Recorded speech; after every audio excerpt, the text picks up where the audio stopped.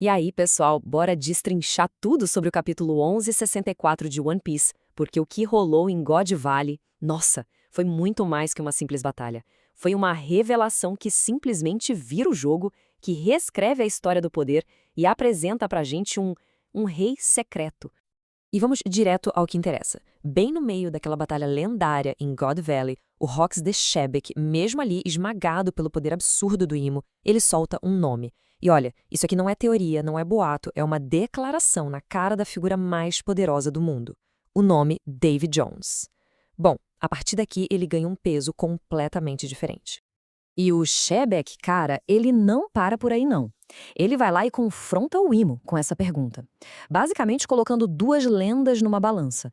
Isso não é só uma provocaçãozinha, sabe? É um desafio ideológico, de verdade. Ele está atacando a própria base, o pilar de medo que sustenta o governo mundial. E é aqui que está o ponto central de tudo. Pensa bem. De um lado, a gente tem o Davy Jones, o tal antigo rei do mundo, que representa uma vontade que pode ser passada adiante, herdada. E do outro, o Joy Boy, o libertador, que é o símbolo de uma promessa que precisa ser cumprida. Então a pergunta do Shebeck para o Imu é muito profunda. O que dá mais medo? O fantasma de um poder que já foi seu e você perdeu? Ou a esperança de liberdade que está chegando aí? Então, bora dar uma olhada em como essa batalha de vontades se desenrolou, porque antes de qualquer soco ou poder ser usado, o verdadeiro confronto foi mental. E o Shebeck mostrou uma resistência que, sinceramente, é impressionante. E isso aqui, gente, é fundamental. O Shebeck não se entregou de bandeja, pelo contrário. Ele usou conhecimento proibido, o nome de Davy Jones, como uma verdadeira arma psicológica contra o controle mental do Emu. A declaração dele, não subestime os humanos, seu monstro. Nossa, isso não é só um desafio. É a prova de que a vontade dele ainda estava ali, inteira, mesmo com a aniquilação batendo na porta. Só que a gente sabe, né? Mesmo a vontade mais forte pode ser quebrada. E o poder do Imo é absoluto. O que vem a seguir é um processo, um passo a passo metódico e muito brutal que o Imo usou para finalmente corromper o Shebeck e forçar aquela transformação demoníaca. E repara só como isso foi um processo, não foi algo instantâneo. O Imu teve que apelar para a provocação, sabe? Usou a história de Elbaf para deixar o Shebeck furioso, para tentar abalar a mente dele, mas nem isso bastou. Foi preciso usar força bruta mesmo, um ato de violência esmagadora, para finalmente quebrar a vontade dele e transformar o cara numa arma sem consciência, sem controle. E esse era o objetivo final do Imo. A ironia da coisa é de arrepiar. Usar justamente o homem que conhecia a história perdida como a ferramenta para apagar essa mesma história para sempre. A ordem não era só para matar. Era para exterminar o clã inteiro e apagar o incidente de God Valley da memória de todo mundo. O que estava em jogo ali era literalmente a própria história. Como o Shebeck transformado, o caos absoluto é solto na ilha. God Valley vira um verdadeiro inferno e o monstro que acabou de nascer não faz a menor distinção entre amigo e inimigo.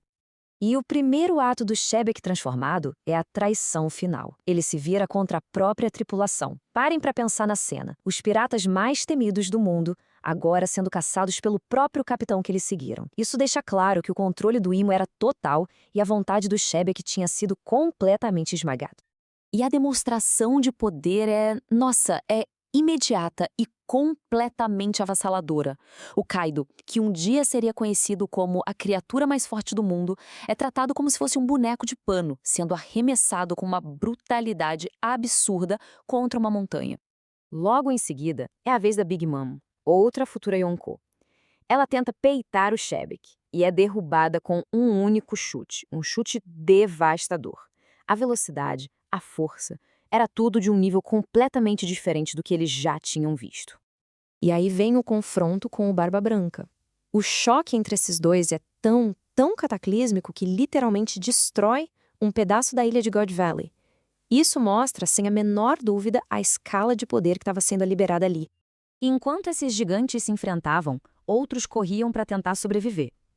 O Kuma, no momento que a gente sabe que vai ecoar lá no futuro, salva Eris e um jovem Tete. O Chique, sempre oportunista, aproveita o caos todo para levar o tesouro embora. Quer dizer, isso mostra a dimensão do pandemônio. Até figuras lendárias como o Capitão John mal conseguiram escapar com vida. E agora, a gente chega no clímax trágico dessa história toda. Com a ilha em ruínas, Garp e Roger finalmente se preparam para encarar o monstro. Mas bem naquele momento, acontece algo que ninguém, absolutamente ninguém, podia esperar. No momento em que Garp e Roger se preparam para lutar contra aquela criatura disforme em que o Shebeck se transformou, eles ouvem uma voz. Mas não com os ouvidos. A voz ecoa diretamente dentro da mente deles. É um apelo desesperado vindo de dentro do monstro. Mas como é que essa comunicação foi possível? Será que foi a lendária voz de todas as coisas, aquela que o Roger tinha? Ou era só um eco da consciência do Shebeck, distorcido pelo poder do Imo? A origem a gente não sabe, mas a mensagem que eles receberam, essa era inconfundível. Eram as últimas palavras do verdadeiro Rox de Shebeck. Ele ainda estava lá, preso dentro do próprio corpo, consciente do horror em que ele tinha se transformado. O último ato de vontade dele não foi um grito de guerra. Foi um apelo aos seus maiores rivais. Uma súplica desesperada por misericórdia. E isso deixa a gente com uma pergunta bem profunda. O Rox de Shebeck é lembrado como um vilão, um monstro. Mas, se a vontade final dele era parar a destruição, mesmo que custasse a própria vida, como é que a história deveria julgar ele? Essa revelação, claro, não absolve o cara de nada, mas com certeza adiciona uma camada de tragédia a um dos personagens mais enigmáticos de todo o universo de One Piece.